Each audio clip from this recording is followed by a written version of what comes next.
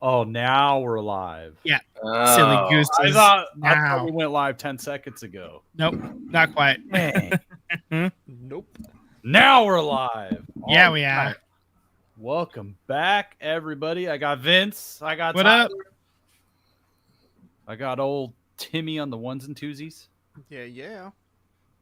How is everyone? it's a good Monday, man. The weather was nice for once. I'm loving 70-degree weather in August. That's perfect Yeah. for me. It's about to You were- heat up again tomorrow. So You were over the triple digits of just a week or two ago. Yeah, I'm over that completely. Did you get any golfing in this weekend? I did. I actually went on Saturday. I had my second lesson, and then on Sunday, Nick wanted to go to the range, so we went and met up with him on Sunday. So sweet. I double dipped this weekend, so it was nice. Nice. Yeah, man. Vince, how was your weekend, buddy? it's good. As you can see, the bookcase behind me is looking a little sparse. That's because your boy, you call me Billy Joel because I'm moving out.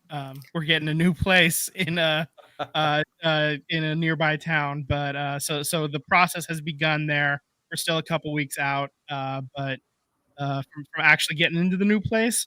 But pretty excited about the new spot. Only have to deal with one person as a neighbor instead of an entire giant apartment complex. So Sweet, man.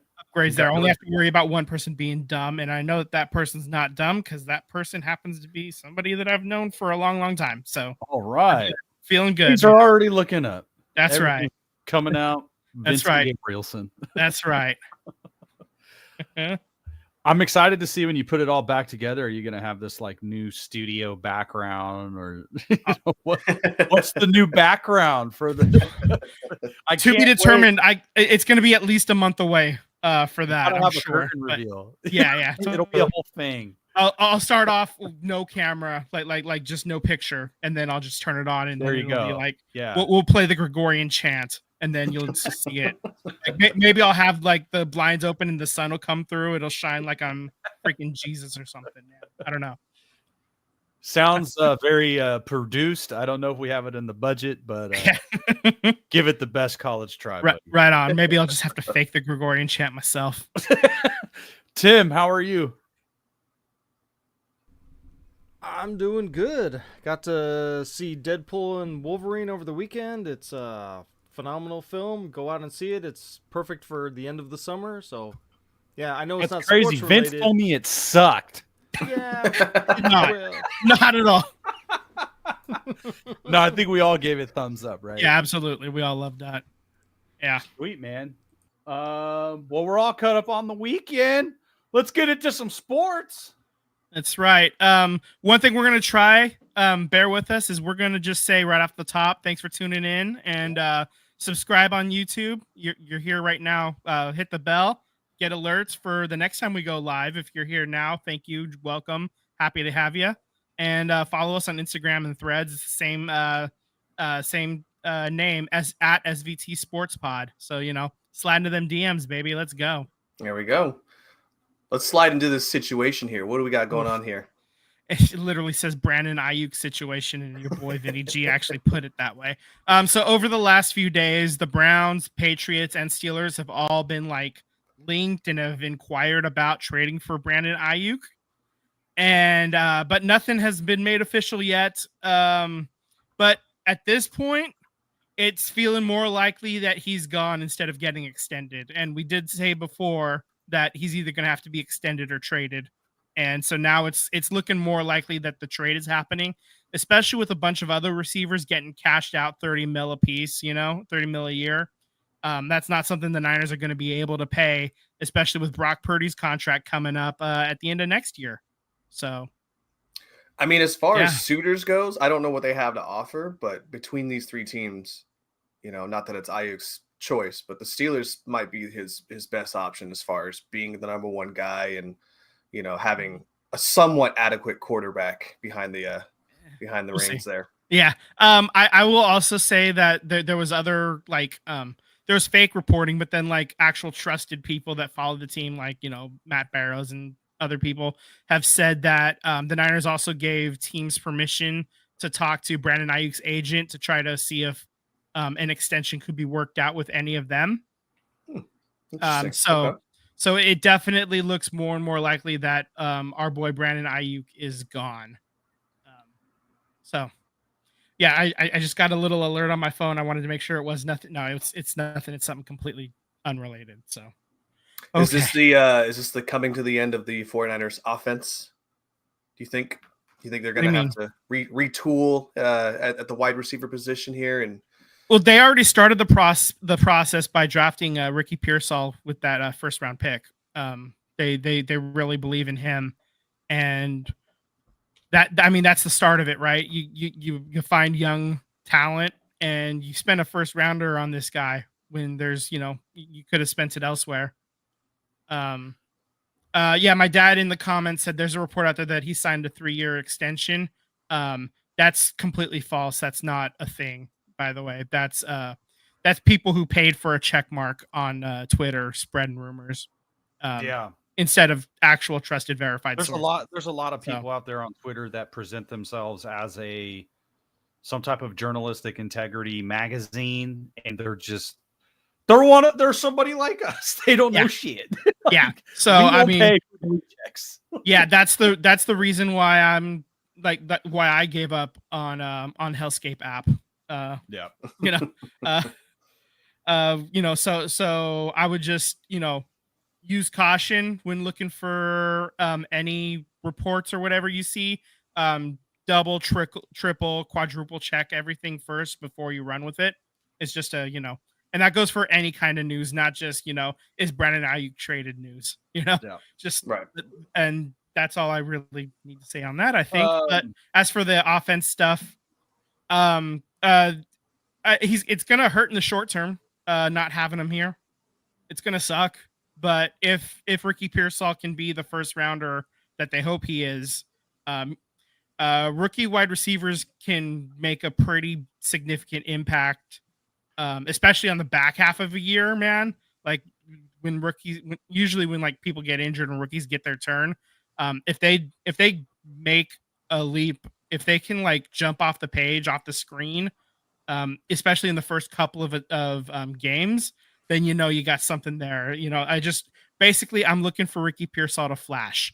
If he doesn't show any flash, within the first 4 games or so, assuming Brandon Ayuk is gone, then that's probably a wasted pick. I mean, you can look at Quentin Johnston down in for the Chargers in LA. That guy had the worst rookie season I've seen out of a wide receiver in a long, long time. So I'm definitely want him to be better than that guy. We'll see. That's basically what we're looking for. So now wide receiver in training camp became a lot more interesting, assuming Brandon Ayuk is actually gone. I think the trade, if it did happen, makes the most sense if it's with the Browns, because I think if you're all the other teams have no players that they can give back. Right. And if I'm the 49ers, I don't really care about draft picks right now because it's so late in the season. So I want a really good player. Right. And if you look at the Cleveland Browns, I'm bringing up their wide receiver room. I mean, you could trade Amari Cooper. Like that deal would work for the 49ers. Not just Amari Cooper. Yeah, Amari Cooper and a defensive starter probably too is what they would look for. Something like that. But you're getting a player or players with picks and Brandon Ayuk. Not Brandon Ayuk. I'm not going into the season with Ricky Pearsall could dominate. Yeah, I'm not finding that out in potentially the only year that I don't have to pay a quarterback. Right. Yeah, that's the other part. So if you can get like Amari Cooper, for example, like you just suggested, that's that's a guy that he's definitely has moments. Helped me win a fantasy football championship last year. So we definitely know he's capable of dropping massive games. It's a little inconsistent sometimes, but when you have Debo as your number 1, if Cooper's your number 2, that makes me feel real good, going into the season. I don't know what the trade package would have to be to make that work, with the money and everything as well. But obviously that's for John Lynch to figure out. And if the Browns are the team, so be it, and let's make it happen. But if it ends up being the Steelers or the Patriots or any of the other 28 teams jumps in, the Niners are not just going to give them away for nothing. No, the Niners actually do have a little bit of power here in this situation right now because they can just sit on it. Brandon Ayuk's not making nothing this year. He's making a little over 14 million. So he's, I would imagine if he's in training camp right now doing a hold in because he wants to keep all that money, So if the Niners can't trade him, I don't think Brandon Ayuk's gonna miss significant time out of the season. I think he is gonna start actually like participating and playing should the season start and he hasn't been dealt yet. Because if I'm getting rid of Brandon Ayuk, it'd be like Amari Cooper, a first round draft pick, because they might be the one team that's desperate enough to give you a good player or two and draft picks because they're paying their quarterback all that guaranteed money. So they're trying to like get into the playoffs, let alone a Super Bowl. They're just trying to get to an AFC championship game, so they're paying a lot of players. They just got to get there. They just got to be competitive. So they might be desperate. New England doesn't really have any players to come back, and they're not going to give up any draft capital because they got to use that draft capital to build around their quarterback. Same thing with the Commanders. Yeah. So Steelers, like, there's really not much they're gonna send back because they don't know which quarterback they're gonna build around. So I'm sure they want to retain their assets to see if they got something around Justin Fields for the future because he's still relatively young and they're gonna have to make a decision on his contract. So I think Cleveland makes the most sense. Yeah, especially of those three teams that we have so far. So you know what? Let's move on to happier 49ers news. Frank Gore is going to be inducted into the 49ers Hall of Fame, and the ceremony is going to be before the Week 1 game versus the Jets on September 9th, and that's the Monday night game. So that's going to be a great time to be had. And I'm super thrilled for Frank Gore, and he's going to get into Canton one day. Yeah, but this is definitely the first step. Well-deserved, all-time great Niner. And I just wish we could have got him a ring, man. It had a couple of chances there, just didn't end up panning out. But goddamn, like I loved Frank Gore when he was playing, man. I loved that dude. Yeah, he's one of the last like running backs, like legit bell cow. I think it's going to be I think there's always going to be a generational running back that's going to make it. But I think you're going to start seeing less and less because how the NFL doesn't. Oh, yeah. It's evolved away from the running back. Yeah, I mean, there's maybe 10 running backs right now that are like bell cows. And I think I would call a bell cow anybody who gets like 70%, 65% of the running back work, And even at that number, that's still like missing half of the third downs, too. So and how many years did Frank Gore play and was like the legit number one back? You're talking 7, 8, 9 seasons. Oh, it was even more than that. Like actually, we don't get. My point is, we don't even get like number one running backs for 5 seasons. Yeah, totally. Let alone 9. Yeah, he was some people like in like the fantasy football space used to call him the Infinity Stone. Like he just lasted forever, man. No, he was legit. So he'll definitely be wearing a gold jacket in a few years. Yeah, absolutely. So stick test for that, man. So other news and notes for the NFL. DJ Moore and the Chicago Bears agreed to a 4-year, $110 million extension with $82.6 million guaranteed.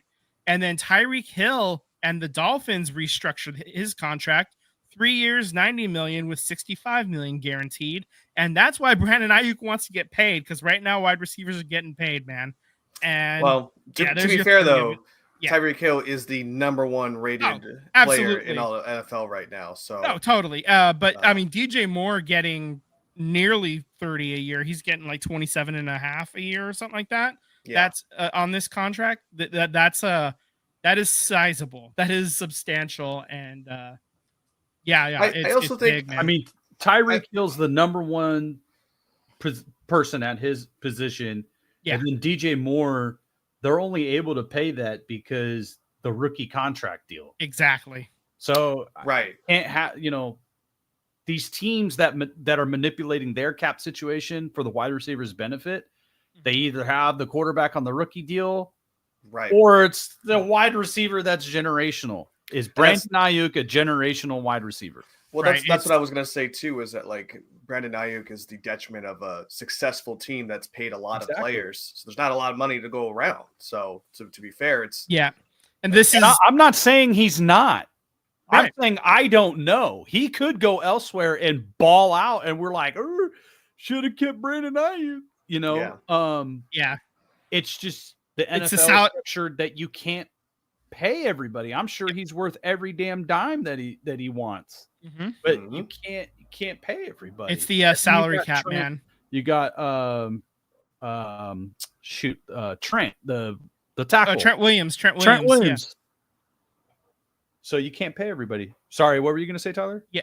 Oh no. Our points are both there. Is that DJ Moore and all these guys are getting paid just because of the benefit of what their team roster is compared to what the 49ers current roster is and all the talent they have on that team. So although the Tyreek Hill thing getting paid, that's a little interesting because they also just cut off a huge check to Tua.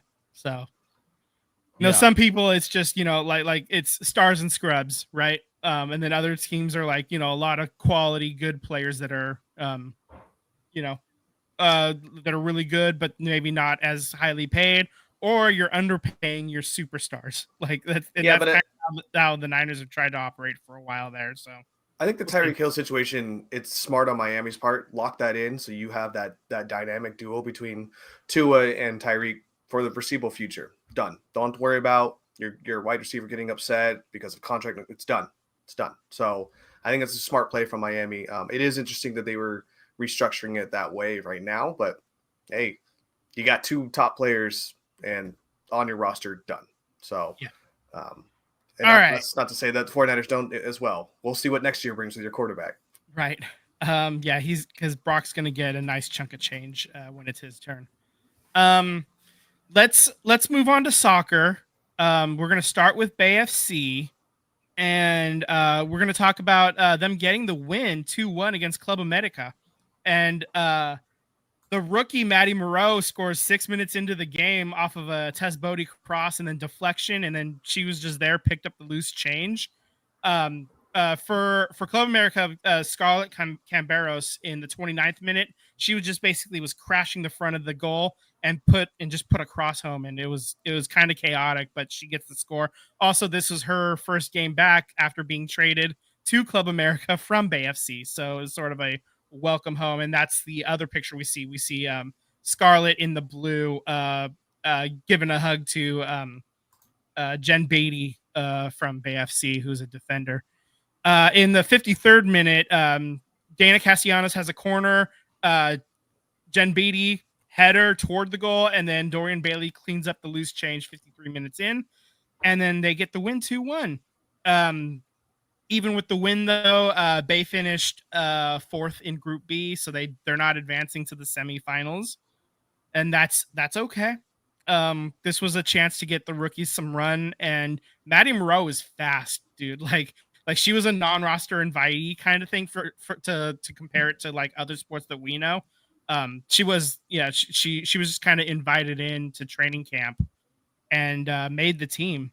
So, and she's super quick. It'll be interesting to see how much playtime she gets once everybody's back from the Olympics and the season starts up again in like 3 more weeks. So that being said, let's move on to the Kristen Press news. Kristen Press is she was on the U.S. women's national team, had an ACL injury. She was out for 2 years. And on Wow. her Instagram, she actually says 781 days, 15 hours, and 31 minutes. Basically, she had the knee injury, and then she had to get 4 surgeries to finally get it right because just bad things kept happening. But she finally made her turn. There was about 2 minutes left in the game, and the game was tied. So they ended up going to shootout penalties in the Summer Cup. They don't do extra time; they just go straight to the shootout because they need to have a winner and a loser.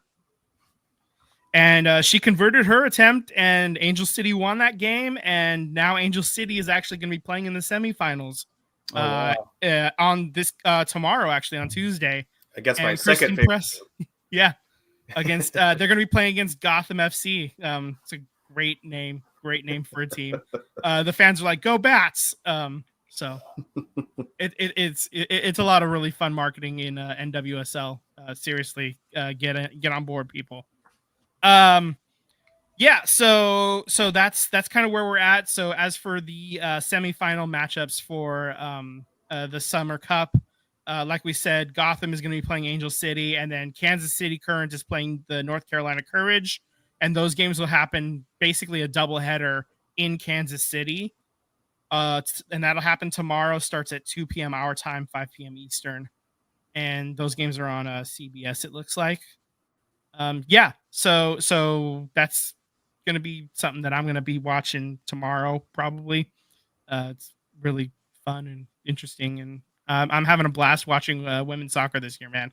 I'm sure you all can tell because I keep bringing it up. It's worth my time. It's worth your time. So yeah, there's your women's soccer update for the leagues. We'll get into what the U.S. women's national team did in a little bit, but first, let's just talk this news that broke today about John Fisher. And just remember, it's fuck John Fisher o'clock, right? Always. Yeah, this prick did sell his half of the Coliseum to African American Sports and Entertainment Group. He sold it to them for $125 million. So for those of you that doing the math, he bought it from the county for $85 million, which is $40 million extra that he made just holding on to that property for 6 years? It was 2018 just for being the middleman. Just for being the middleman. So that's a 47% increase. So that fucker made his money. There he is, the clown picture again. We're gonna keep that handy because I like it because it's apt.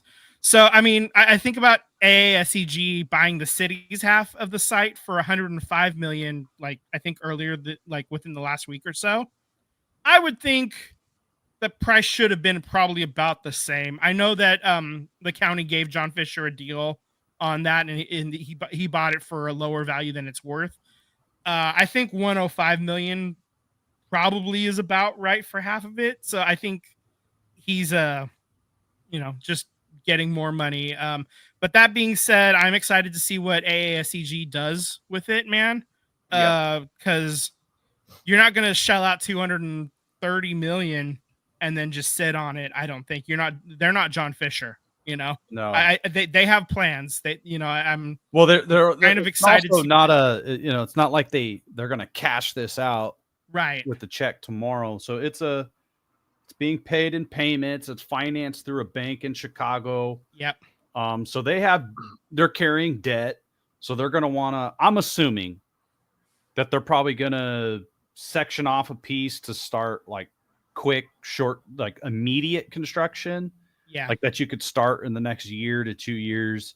And then this is the first time that there's an owner that it's under one umbrella, where one of the things that made this site so complex was the city and the county owned half of it each, but there was no boundaries. It wasn't like the county has Oracle, the city has the Coliseum. Like there was no boundary. They're just financially on this whole plot, 155 acres equal. Mm-hmm. And all parties had to agree to whatever was going to happen to the site. And that was the problem with the Raiders, the Warriors, and the A's, is that all these entities couldn't come to an agreement. Now you have 155 acres under one umbrella, And that's the question, right? What's going to happen next? If you go on AASEG's website, which everybody should do, check it out. It's in their name, right? African American Sports and Entertainment Group. They want to bring NFL to cities, MLB to cities. That's like in their website. That's what they want to do. I feel like there is an ownership group that now has 155 acres that's already zoned for a stadium and complexes. What are they going to do with it? Is it going to stay sports and entertainment? Or is it going to become, just housing, shopping, because once that field in entertainment district is bulldozed, you're going to be very hard pressed to get another. You're not going to have land to put a stadium and a Oracle Arena on. Right. This is like your only shot for the foreseeable future. Well, it's exciting. Also a little daunting, I think, too, just because we don't know what is going to happen with it. But I did want to optimistic. Cautiously optimistic. Yeah, I'm still seething that John Fisher basically is getting getting $40 million to go fuck off and just holding land hostage for 6 years. I'm seething about that, but he's fucking off. At the end of the day, he's fucking off. He's gone. He has no more say. And the A's are going to end up in Sacramento, dude. Yeah, that's what I'm thinking. Sorry, Tyler. Go ahead. So the A's this past weekend hosted the LA Dodgers, and their broadcaster Stephen Nelson, who also works at SportsCenter as an anchor, chimed in during the broadcast of the game, and this is what he had to say about the whole stadium situation and John Fisher. Yeah. So he said, "It's hard to believe this is happening, but you understand that this does happen, right? Relocations are part of the business of sports. It's the third move when they go to Sacramento, and a fourth will be the one if they go to Vegas. If that actually happens, the Dodgers franchise knows relocations happen, but the way this one happened is shameful. It should be, anyway, because the people running it are apparently shameless. They're experiencing no embarrassment in the facade. You slash payroll 50%, boost season ticket prices by 30%, and you wonder why people aren't showing up. No, they don't wonder. It was seemingly intentional, insidious, in fact. You tell fans, if you think you had it bad, I had it worse. Really? What about the hundreds of families, the thousands of people that will be impacted by the work that will be lost from this move? Using the wrong logo for promotional videos, every step of the way, this has been fumbled." So, me and Sam have our own personal thoughts about some Dodgers fans, but there's some good ones, there's some bad ones. But shout out to their broadcasting team to shed light of that and say it during a game, during national broadcast. So. Yeah, and every team to varying degrees has at least, said how they feel terrible for the fans of Oakland losing their team like this. This is the harshest words we've heard so far from a broadcast team. I'm glad somebody said it, and he's the Dodgers voice, so they're not going to. He's not the A's voice. The A's can't fire the Dodgers guy. Yeah. So hats off to that guy for saying it and just giving voice to what a lot of us are thinking with fewer curse words. But for the that's basically it. We've been screaming about this for years at this point. I'm glad that somebody has basically said it kind of how we have been saying it at this point. So John Fisher and his puppet Dave Cavill and his new puppet Sandy Dean, who's now all of a sudden the front face. We haven't really heard from Cavill. It's been all Sandy Dean the past month or two. They never wanted to be in Oakland, and I feel like if you don't want to be here, just come out and say it. Like if you're John Fisher, just, you know what? Fuck it. We don't want to be here. I would have more respect for you just being straight up and a straight shooter and just say it. Yep. And that's for me, that there is a difference between what the Raiders did, how they did it, and everything. Mark Davis, as soon as that 10-year deal was signed with the A's, Libby Schaff signed the 10-year deal with the Oakland Athletics and John Fisher. And it was like the next day, Mark Davis was like, well, that killed the Raiders in Oakland, and it was like we're gone. Mhm. And the ink wasn't dry when that 10-year lease was signed, and Mark Davis announced that he's gone, because you just tied up the lot for the next how many years. You're talking about the Raiders and the A's would have suffered through this into 2024. Like, it doesn't make any sense for either franchise, you know? But there is a difference with how Mark Davis exited and how John Fisher is exiting. Even with Joe Lacob, as soon as he bought the team, it was clear he's putting him back in San Francisco. It was no knock against Oakland. It was just, you got to get the arena in San Francisco because of the concerts and everything else that goes with it. It sucks. I don't like it, but it made sense. And with the Golden State Warriors coming from San Francisco to Oakland, back to San Francisco, it didn't really grind my gears all that much. And it's not like they changed their name from the San Francisco Warriors to the Oakland Warriors and then back to the San Francisco Warriors. They're just the Golden State Warriors. So didn't bother me as much. Right. Yep. Yeah, absolutely. I can still get to a Warriors game without hopping on a plane, I can get there through public transit, So I'm it's a longer public transit ride now, but I can still get to a game with relative ease, So that's another reason why that one doesn't really grind my gears. Also, Chase Center's nice. It's nice. They did a great job. I just whatever they're going to end up building in Vegas, assuming Vegas actually does happen, there's no way it's going to be nearly as nice. It's not for the price that they're doing, and not for what they think they can do. If they're going to try to make it fancy, it's going to be cheap fancy, and it's not going to look good. It's just not. So that's fine. Whatever. It's not going to be our problem shortly. Sucks to say it. I hate saying it. Yeah, I mean, John Fisher out of the region. I hope, I truly hope now. I really don't want them in Sacramento. I really don't. Because up until this point, I had no problems with Kings fans. And now it just like fucking tainted the waters. And if it happens, now I just see the Kings fans as like a red flag. I'm bull. I just want to attack. Like, you know what? You're allowing this to happen after what the Kings and this owner was going to, do to that city. And he's enabling a grifter like John Fisher. I can't help but now hold a grudge against the Kings. Yeah, so, I get that. It's Vivek Ranadive's fault. But yeah, Vivek. I mean, it's not like the fans were like, yeah, but there's some that are like, oh, well, it sucks, but fuck, I want a baseball team in Sacramento. And okay. The weird city hate for the city of Oakland, I find so weird. Like, if you go on like New York, New York does not get the hate that Oakland gets.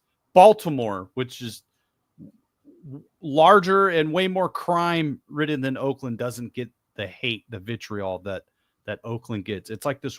It's very weird that people hate Oakland so bad. Like, you literally hate your fellow countrymen.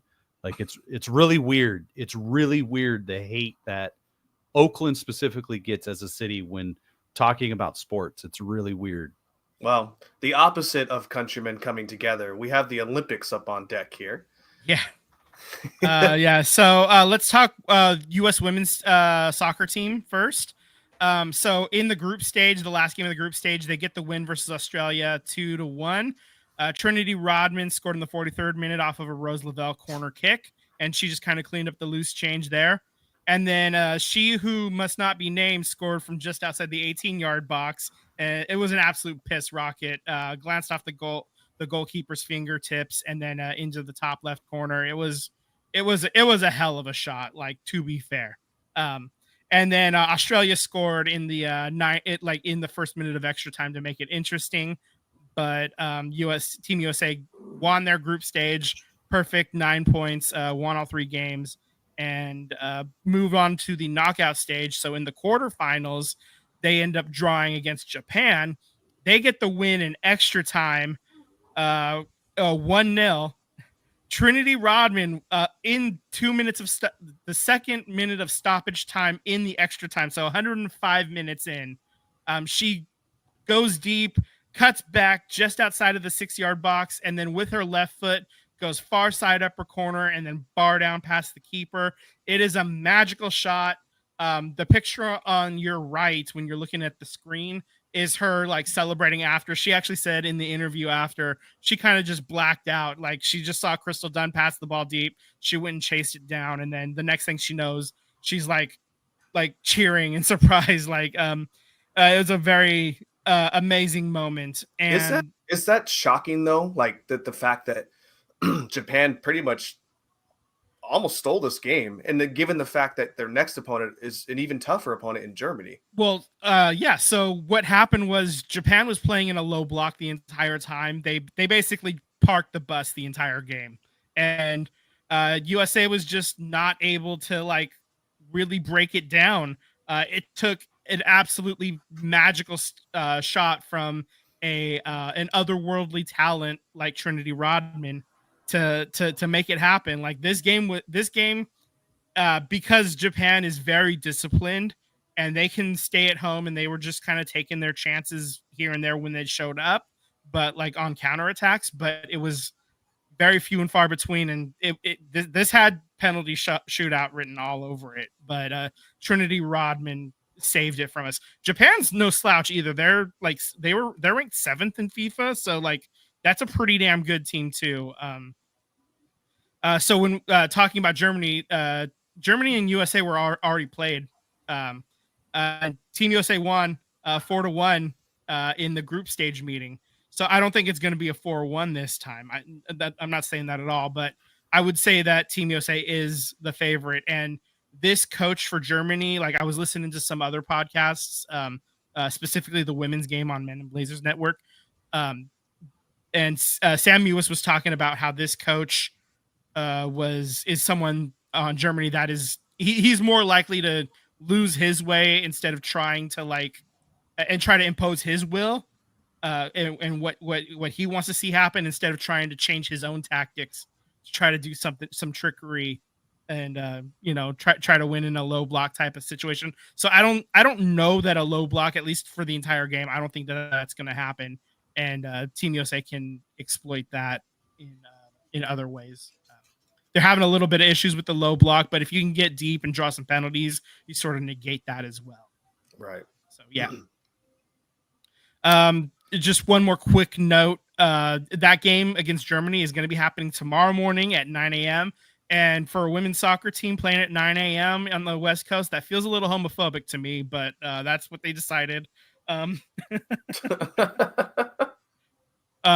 Yeah, making all the lesbians wake up at, like early like that, or if they're in work, they're working at 9 a.m. They can't watch it. I'm just saying there's a tinge of homophobia to it. I don't like it, and just putting it on the record there. But okay, in all seriousness, I'm probably going to be having it on my screen while I'm working in the office too, because I'm brave like that. U.S. women's national team announced they're going to play an international friendly against Argentina on October 30th in Louisville as well. So you have that to look forward to. Just like one quick note on the other side of the bracket for the Olympics, the other game that's going to be happening is Spain versus Brazil. Spain is going to be your favored team in that one. If Brazil can win, that means Marta gets one last game. She's been suspended for the last two for a pretty egregious red card in the last game of the group stage. So if Brazil pulls the upset, Marta gets one last game. If Spain handles business, they'll be the favorite in the gold medal match. Either way, you're playing for a medal at this point. If you lose, you're playing for a bronze on Saturday on Friday, excuse me. And then Saturday is the gold medal game on August 10th at 11 a.m. So 11 a.m. Eastern, excuse me. So that's your WOSO update, your women's soccer update. Let's switch over to basketball. Somebody else talk. I need some water. So we basically just had to round up the rest of the pool play here. USA men's get the win against South Sudan, 103-86. Again, I've already praised how well South Sudan has been. They literally were a country 11 years ago. didn't even have basketball courts to practice on in their country, had to go practice in different countries. So shout out to them for the guts and moxie they showed up with. Saturday versus Puerto Rico. Alvarado was pretty much the only NBA player who plays for the Miami Heat. He tried to do his little trickery where he hides in the corner and then sneaks up to try to steal the ball. It did not work. That game was all Anthony Edwards. I mean, he absolutely took over. He didn't break Carmelo Anthony's record as far as points go, but just sheer dominance of Anthony Edwards. The future's bright in the NBA. I got Niners breaking news. Oh, gone? Matt Breida's coming back. That's running back Matt Breida's coming back. Nothing on Brandon Ayuk. Okay, Wow. back to basketball. I just needed to fuck with you guys a little bit. Wow. So now you got Anthony Edwards has his windmill dunk, very reminiscent of Michael Jordan. So they play next on Tuesday, which would be tomorrow. If you're watching it tomorrow, then it'd be today against Brazil. Brazil has 2 NBA players, one of them being Gui Santos. If you're a Warriors fan, you know exactly who that is. So the Brazilian team is the number 1 offensive rated team in the competition right now, and they're also the number 1 3-point shooting team as far as percentages go. So USA is also dead last when it comes to giving up offensive rebounds. So it could be a recipe for a little bit of a scare there, but I think that talent of USA will outshine anything that Brazil throws their way there. But, that's why they zip it off. So we'll find out on Tuesday. Yeah. They'll play, assuming they win, they're going to play the winner of Serbia and Australia too, by the way. That's the half of the bracket that they're on. That's going to be a Duke fest. I don't know who's going to come out of that one, but I apparently there's going to be some bruised bodies because they're going to be checking each other all game. On the other side of the spectrum here, USA women, they finish up their brackets. They get the win against Belgium, 87-74. That game was a little bit of a scare there. I think USA was down all the way to about almost the fourth quarter there, and then they stormed back in. And Sabrina Ionescu gets the 40-foot 3-point shot to shush the crowd, because in the pool play, it all comes down to how many points you have differential. Could be the deciding factor of you getting a 1 seed or a 2 seed, or however it may be in your pool brackets there. So they do finish up the game against Germany on Sunday. They win 87-68. And I was trying to see who the women play next year. I'm drawing a blank on their. So they're playing Nigeria next. That's going to be a blowout fest. So I guess my biggest question is, it's the same thing with the men's. I feel like the shooting isn't necessarily there, and it's just dominant inside play that it seems to be carrying both of these teams, whether it's Anthony Davis or Brittany Griner. It seems to be that's how USA is winning a lot of their games. And I'm just curious if the shooting does want to show up, these games are going to be way more blown out than what we're seeing. Like USA winning by 20, 30 points. If the shooting comes around, 30, 40 points. Same for the women. If the shooting comes around, 25, 30 points. It's not out of the realm of possibility. So these games, though they're tight, we haven't seen the best of either one of these teams yet going into this. You want to hear something funny? If assuming Team USA beats Nigeria in the upcoming match, guess who they're going to be playing the winner of? Serbia and Australia. So the men and the women have the same path in after winning their first game, assuming they win the first game. So they'll play the winner of Serbia and Australia, both the men and the women. It's just kind of magical how that bracket worked out that way. Just, fun facts. That's great. I love that. That's great. Well, it looks like you've also got here the old medal count here. So I do find this funny.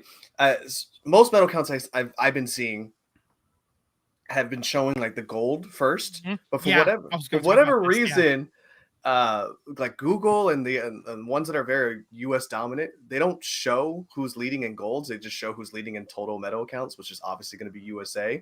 I do want to give praise to Australia. They have 13 gold, 32 medals total. They have half the amount of people coming from their country to play in these games between United States and France, and they're doing one hell of a job. So shout out to them.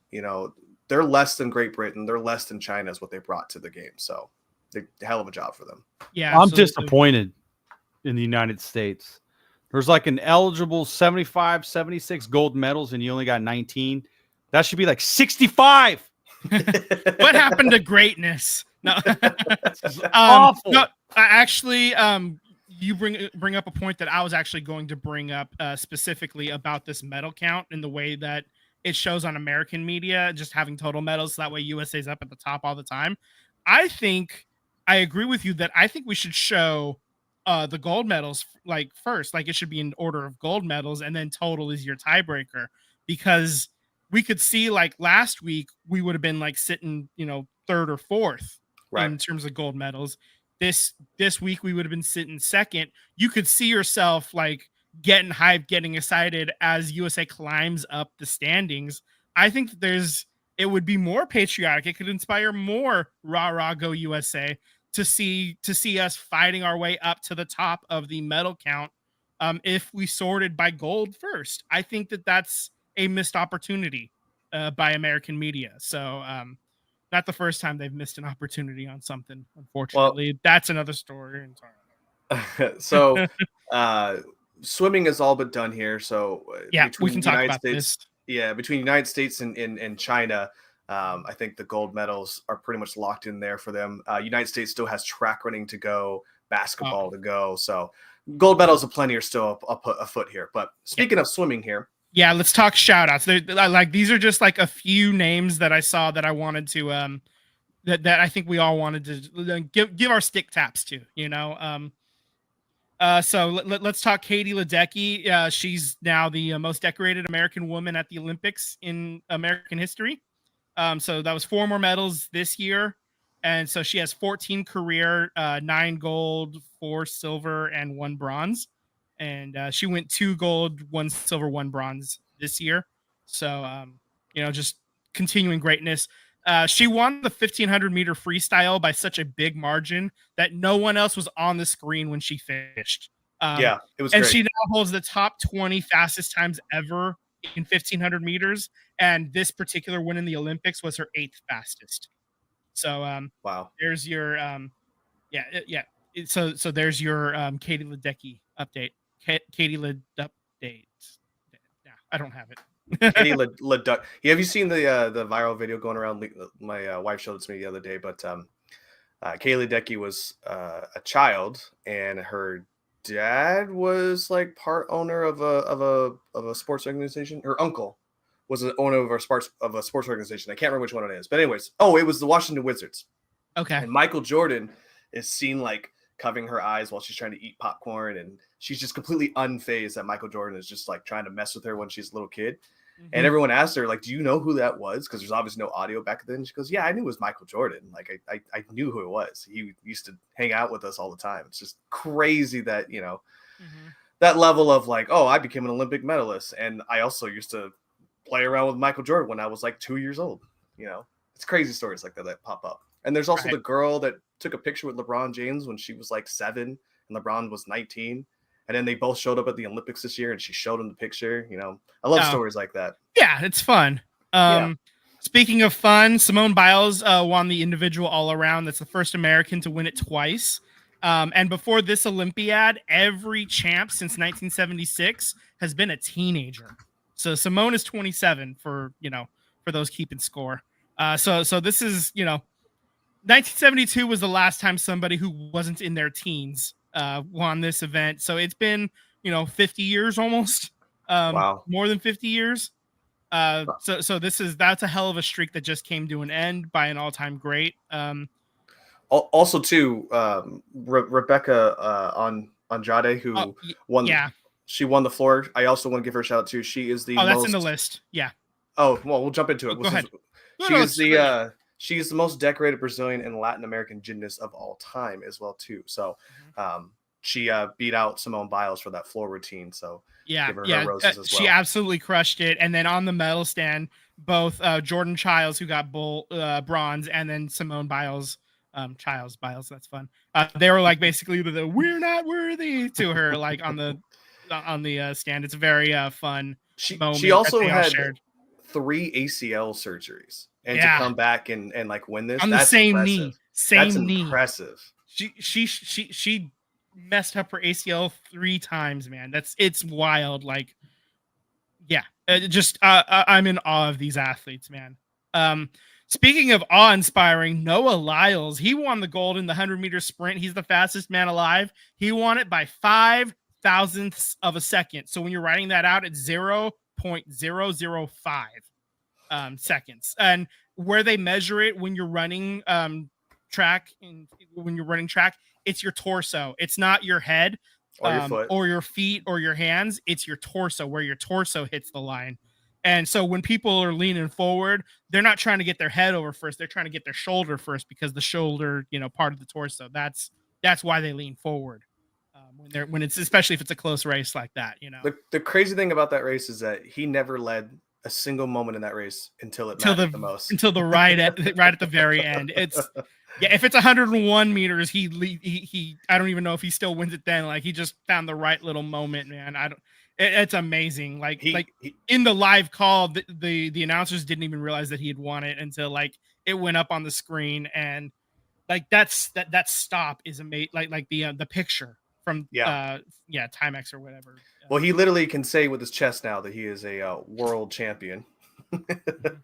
That's right. If you don't know, he was he's the one that news. had the question. Yeah, he was the one with that. He was confused about why NBA call themselves world champions when they're not playing anybody else in the world except for other American teams, which on the surface is a fair question. But then if you dig a little deeper, the NBA is the best basketball league in the world. But I mean, nobody's going to question that.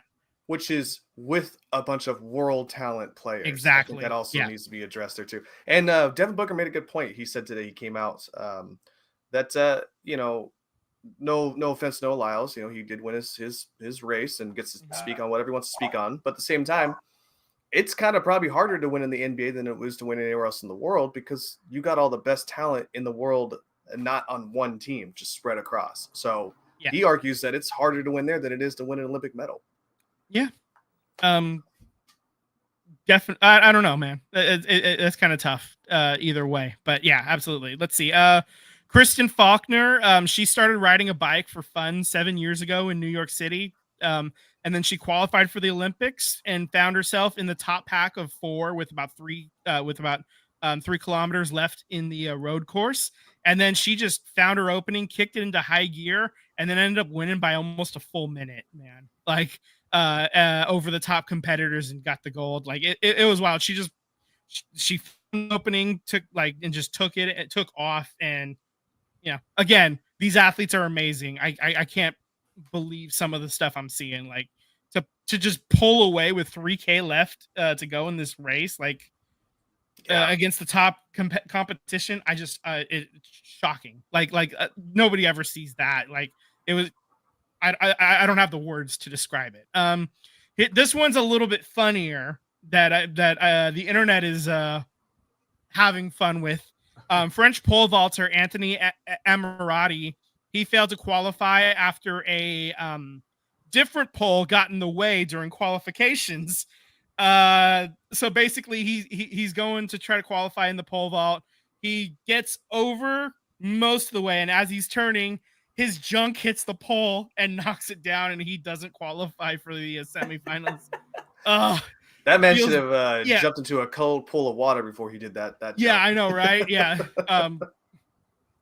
It was funny to see all the different newspapers try to put this as their headline and talk around it. Yeah. And then one was loses qualifying because of his bulge with a quote. And another one was literally doesn't qualify due to penis. Yeah, due to penis. Yeah. His French cock and balls got in the way of him getting gold, man. The last one we have here, she didn't win any medals, but Egyptian Nada Hafez won her fencing competition. Why is that impressive? Because she did it while being 7 months pregnant. And I think that is the most amazing thing that I could not believe how you could do that. And some people have been saying the thing is the baby had a sword, so he was that's what it was 2-on-1. It's 2-on-1. She's fighting for 2. She cheated because she's got baby strength as well as mama strength, so it's cheating. That's a hell of an accompliment. Not too many pregnant people forget my boy Steve, the pommel horse guy. Pommel horse. Yeah, he's America's best friend right now. He's sitting on the bench, Clark Kent. Clark Kent Yeah, rips them. rides that pommel horse and gets the Americans to medal. I think he also took bronze in his own He personal, did. pommel horse competition. So Yeah, good on that dude. Yeah, the internet's boyfriend right now. Right up until Anthony Amirati's junk got in the way. Now he's their boyfriend. Yeah, I mean, there's so much. I mean, the Turkish air rifle or air pistol shooter that looks like he is everyone's dad coming off the couch. You got all these shooters with like these expensive equipment, and he's just got a pair of reading glasses on and wins silver. He's basically like in The Incredibles when Dash is running in the race and he's like trying to hold back and like finishes in second. I think that was the idea. Like he's actually a professional hitman, and so he was just kind of trying to hide it a little bit, but still want some glory. So that was kind of the joke going around right there. And my dad in the chat, like he probably he put in Turkish pistol guy right as we were starting to talk about it. So excellent timing there, Pops. Yeah, so I mean, there's just a ton of stories at the Olympics that about this part that I love, and this is why I love the Olympics so much. Why a lot of millennials actually love the Olympics is to get the stories from people that we would have otherwise never heard of, never known anything about. I don't really watch much gymnastics outside of the Olympics in winter sports. Same with figure skating. I'm not super locked in, so this is my chance to like see these other sports. Hell, Brody Brazil is talking about handball on his channel now. I mean, there's a lot of shine that a lot of sports get only once, every 4 years, and this is the time, man. This is exciting, and I love it. Well, I'm looking forward to LA. I know it's 4 years from now. I know we're not done with the current Olympics, but you get your flag football. So apparently Jalen Hurts is an ambassador to it, and so is Amon St. Brown, which I just found out. St. Brown, the sun god. Yeah. Yeah, I found out this morning, so I don't know if that means they're going to be in it or not, but I'm curious to see if America is going to send any talent out there. Be curious to watch flag football. It'll be fine. Yeah, throw Mahomes out there and Tyreek Hill.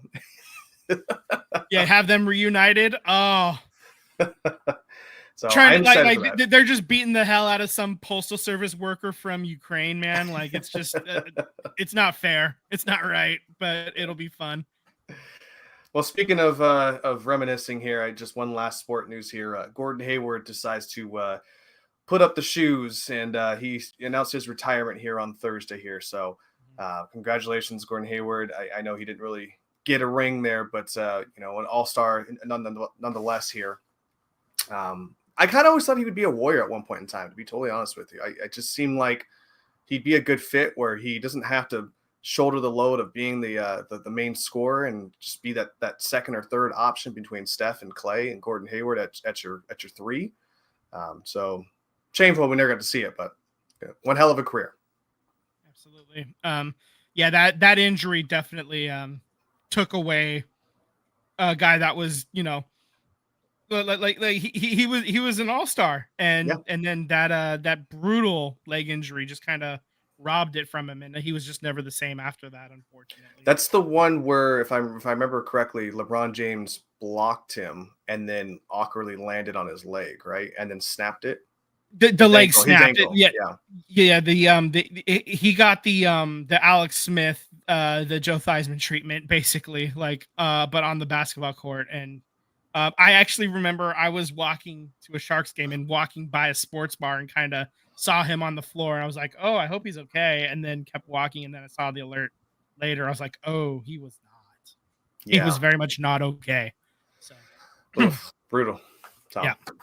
We watched the injury live when he was making his Celtics debut. It was brutal. Mm-hmm. Brutal. Absolutely. Never the same player, but man, when he was badass. Yeah, I agree. So, All right, fellas. Well, anything else for the good of the order here? Nope. I like that you're taking my phrase now. You're welcome. I'm also going to send us off here. So there, do it. We all kind of helped out. You are listening to the SVT podcast. Subscribe on YouTube and hit the bell to get alerts when we go live. Follow us on Instagram and Threads at SVT Sports Pod. Slide into the DMs. We would love to interact with all you beautiful people. All right, have a great night and fuck John Fisher. Later.